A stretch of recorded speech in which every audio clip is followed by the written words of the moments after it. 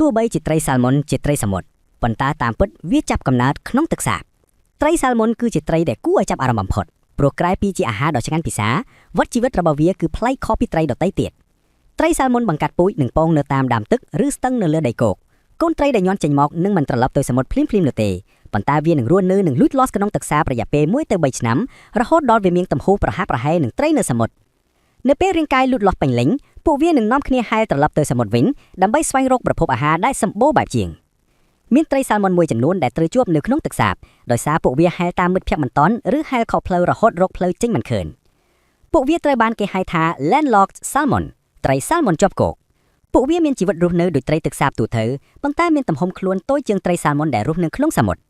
នៅពេលត្រីសាល់មុនពីសមុទ្រហែលត្រឡប់មកបង្កាត់ពូជពួកសាល់មុនជាប់គោកក៏នឹងធ្វើរពាបន្លំចូលទៅបង្កាត់ពូជនិងពងជាមុនគេដែរជាទូទៅត្រីសាល់មុនភាគច្រើននឹងស្លាប់បន្ទាប់ពីពងរួចប៉ុន្តែត្រីសាល់មុនពូជអាត្លង់ទីតអាចបំបីច្បាប់ធម្មជាតិទាំងនោះបានដោយវាអាចហែលត្រឡប់មកពងបានរហូតដល់ទៅ3 ដងក្នុងមួយជីវិតរបស់វា